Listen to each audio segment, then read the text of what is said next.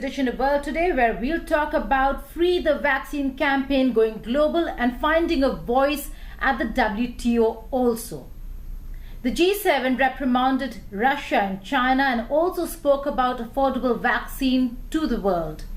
And Bill Gates and Melinda Gates have filed for divorce. HIV/AIDS could not do it. Tuberculosis, malaria, and all other life-threatening diseases could not do what coronavirus pandemic has done. That is, bring the world together to discuss patent waiver for critical drugs. WTO Council is going to discuss just that. India and South Africa proposed that all COVID-19 interventions should be waived of intellectual property rights. But the United States of America has only agreed to COVID-19 vaccine waiver, and we'll have to wait and see what the European Union does. This even as affordable vaccine and access to vaccines is something that is being discussed at all multilateral fora, including the G7.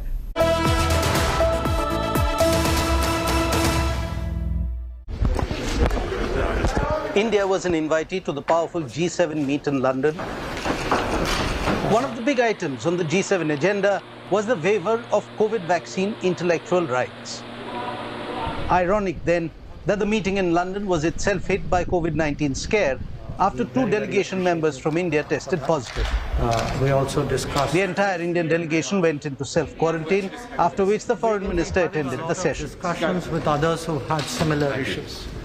On the issue of the vaccines, the G7 stopped short of calling for a waiver of intellectual property rights, but pushed to accelerate vaccine manufacturing efforts globally, reiterating the group's backing of free trade. Look, we've got to bring countries together through global cooperation. It's the only way we're going to tackle not just COVID through fair distribution of the vaccine, but also things like climate change. We stood up for open trade. While the G7 as a group pledged to work with industry to expand the production of affordable COVID-19 vaccines, one of the group members, the United States, has individually extended support to waive off patent protection rules for COVID-19 vaccines. It, however, clarified that changes will still take time to manifest. We're really talking about the U.S. position as it relates to the WTO process, right? And that process will take a series of months and requires a unanimous point of view to move forward. So what the consideration now is the U.S. position. Our objective overall, as we look at this decision, is how can we provide as much supply in the most cost-effective way to the global community? And clearly there are steps we've announced, we're in the process of taking. The idea to free up vaccines had first been brought forward by India and South Africa at the 2020 World Trade Organization Summit. At the G7 2021, Germany and France supported the US proposal on freeing up COVID vaccines from intellectual property rights controls, to which they still remain committed despite the G7 not having passed the motion. Wir werden uns aber auch an dieser Diskussion beteiligen, Patente auszusetzen in einer solchen Sondersituation. Und wenn das ein Weg ist, der dazu beitragen kann, dass mehr Menschen schneller mit Impfstoffen versorgt werden, dann ist das eine Frage, der wir uns stellen müssen. Denn uns allen geht es darum, diese Pandemie zu beenden. Und das wird nur der Fall sein. Je suis tout à fait favorable à ce qu'il y ait en effet cette ouverture de la propriété intellectuelle. Vous m'avez entendu le dire il y a un an, quand nous avons lancé l'initiative Acte A. Véritablement permettre à ce que la propriété intellectuelle soit levée. Ce que j'ai dit simplement, ce qui est une réalité, c'est qu'aujourd'hui nous voulons dans des étranglements, ce qui rend difficile l'accès au vaccin. Ce sera à un moment donné le prix et l'accès à la propriété intellectuelle. C'est aujourd'hui le transfert de technologie et la capacité à produire. The major pharmaceutical firms have been critical of politicians taking populist measures and not respecting intellectual copyrights. The International Federation of Pharmaceutical Manufacturers Association tweeted that patent waiver for COVID-19 vaccines is disappointing. And the IP framework is not about money, it's about making sure that those controls are in place. If we waive IP rights altogether, the concern from our side is that you could have a sort of dangerous free-for-all where scarce supplies that are desperately needed to keep that manufacturing going end up being diverted potentially to companies that don't know what they're doing, and that will do more harm than good. The G7 summit concluded deliberations with a 50-page communique. The final report not only pledged to expand COVID-19 vaccine production, but amongst other issues, were critical of Russia, China and Iran's policies and human rights records. It warned Russia against malign activities and cyber threats. On China, it expressed concern on its human rights abuses in Xinjiang and Tibet, and it urged Iran to release dual national prisoners like Nazneen Zaghari-Ratcliffe and Anousheh Ashuri.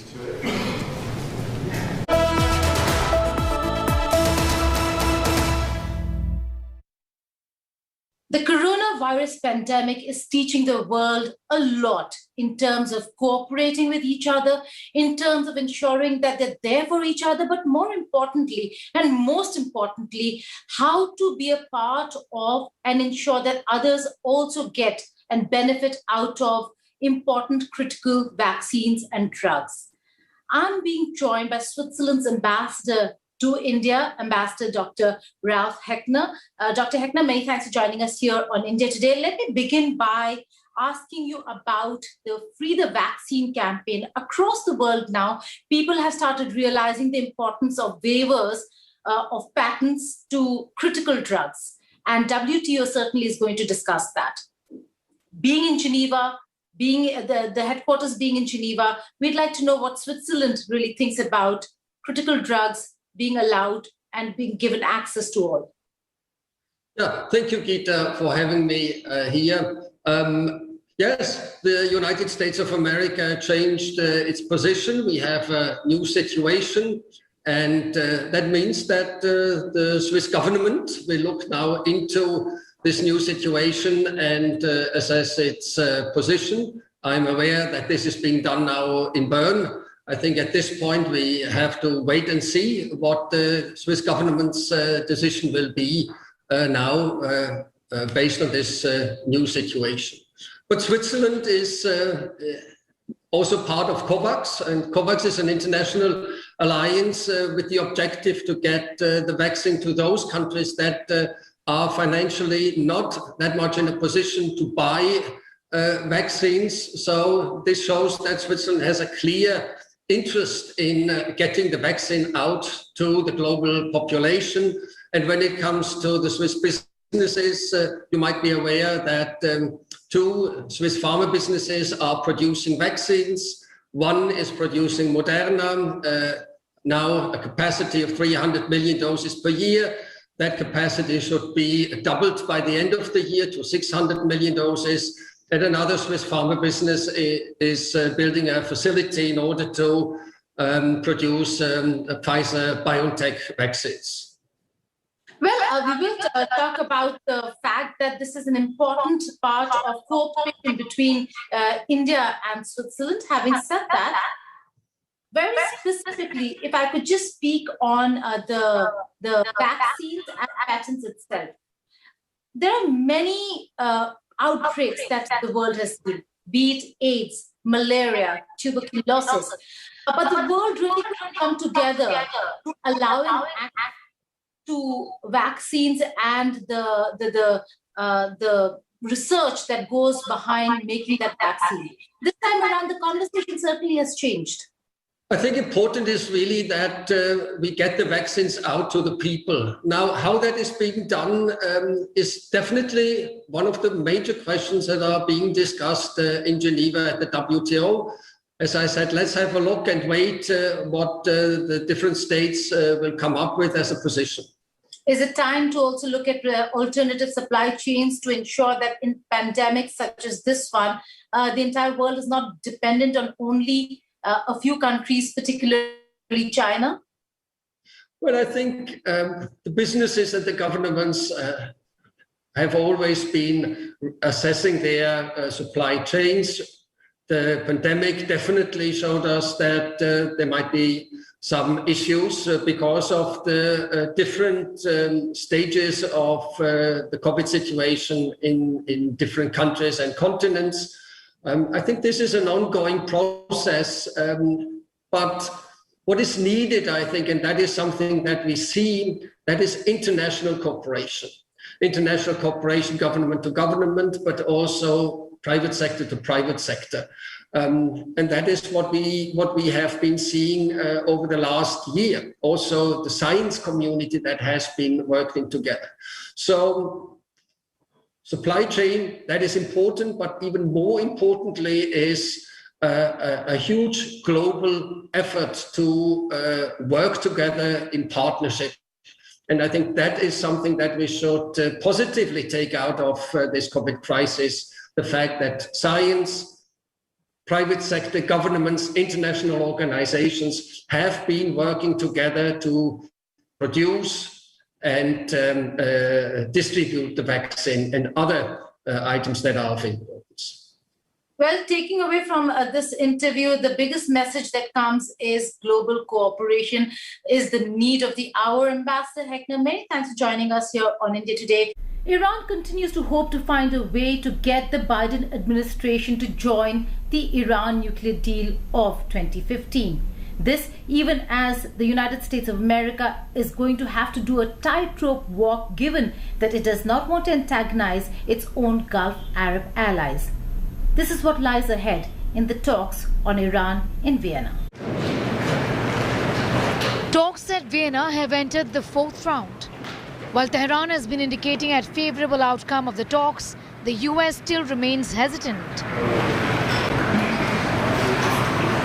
The detainees and the situation of Nazanin. Earlier, a report of prisoner exchange surfaced as a sign of talks going in favor of Iran.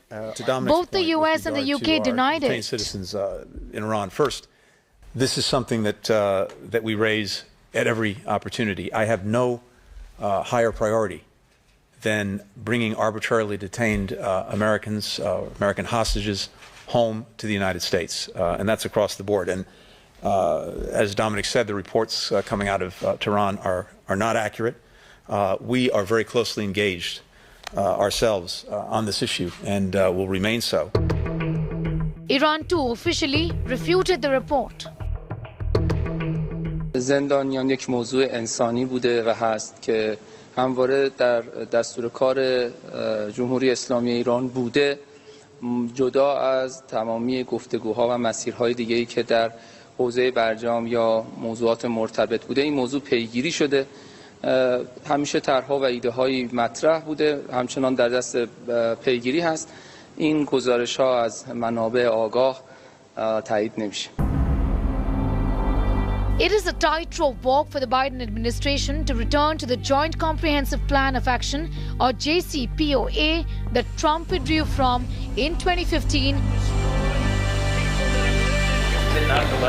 On 3rd of May, Biden administration officials and US senators crisscrossed the Middle East, seeking to assuage growing unease among Gulf Arab partners over America's rapprochement with Iran. There's a lot of understandable and legitimate concerns on the part of our partners in the region, and I think we should be prepared to not just re-engage with the Iranians as we have, but to negotiate not just a return to the JCPOA, but to have a path forward and a plan for a broader engagement that could bring regional partners together to provide for, as you put it, lowering the temperature. Last weekend, high-ranking diplomats from China, Germany, France, Russia and the UK made progress in Vienna. در بسیار از موارد نقاط مشترک وجود داره، در بعضی از موارد هنوز نقاط اختلاف هست. نقاط اختلاف الان روشن‌تر شده. در بعضی از حوزه‌ها وارد نگارش متن شدیم و این جایی هست که اتفاقا کار خیلی به اصطلاح آهسته و بطیئی صورت میگیره. It is fourth round already. This talk is yet far from over, and Iran desperately waits for sanctions to be lifted that has been crippling its economy for nearly half a decade. Welcome back to World Today. Amazon chief Jeff Bezos' divorce a few years ago created quite a stir internationally. But Bill Gates and Melinda Gates ending their 27 years of marriage is going to create a bigger impact. The couple has been heavily invested in philanthropical projects and work, including the Gavi Alliance creation of COVID-19 vaccine. Is that going to be impacted is a question that many are asking. While the couple says that their philanthropical projects are not going to be impacted, that has not made people and organizations stop.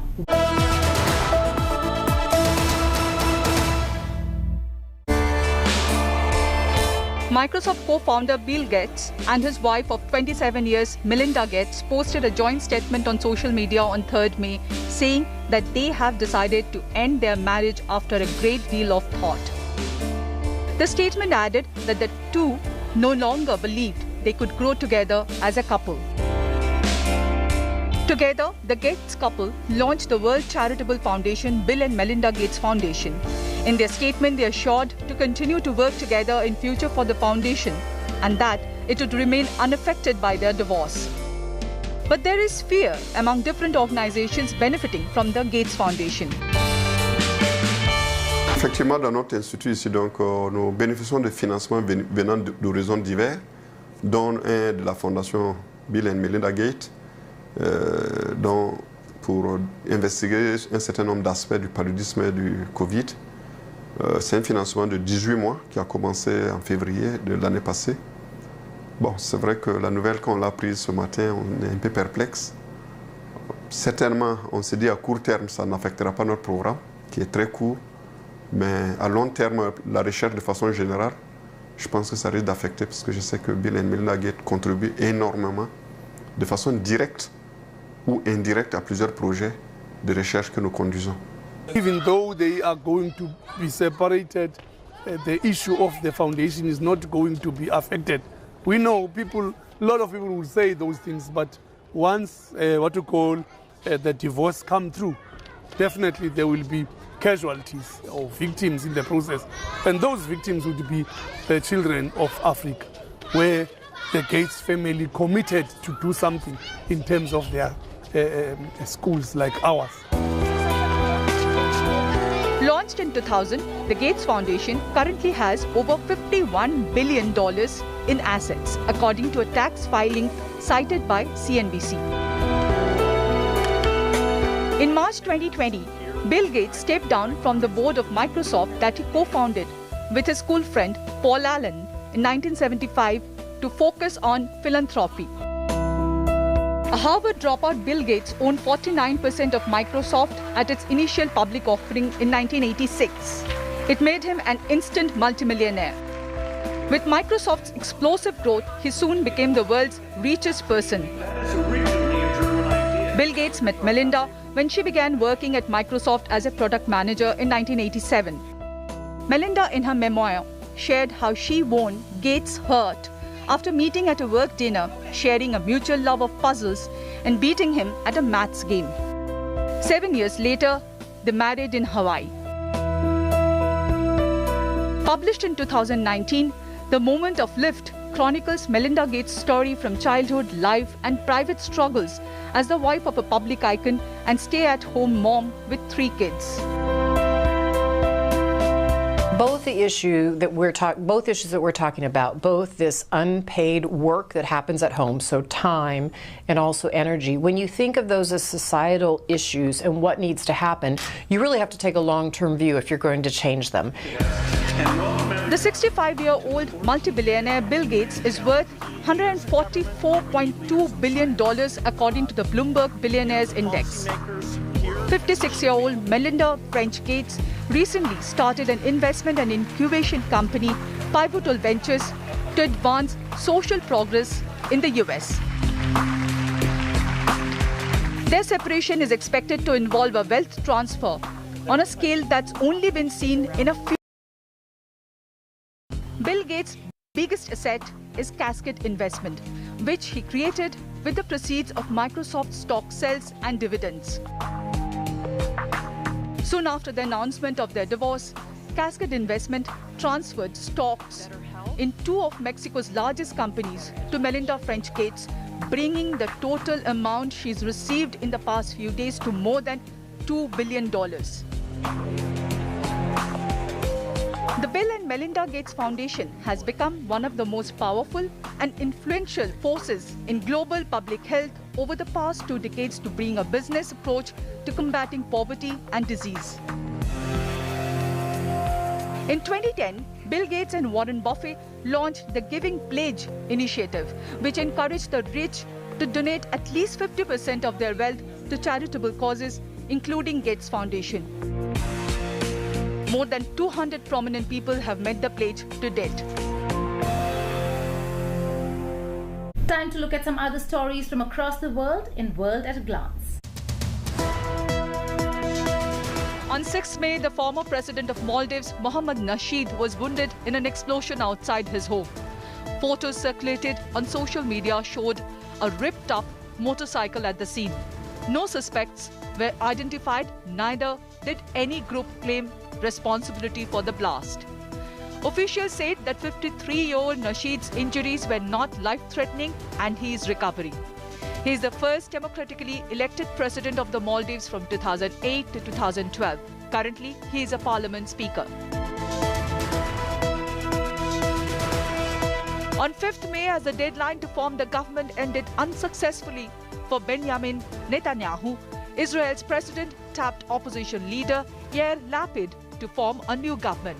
Lapid, who was once Netanyahu's governing partner but has morphed into a formidable nemesis, now has 28 days to cobble together a majority coalition in parliament. It won't be an easy task, as he has to bring together a range of parties that have little in common.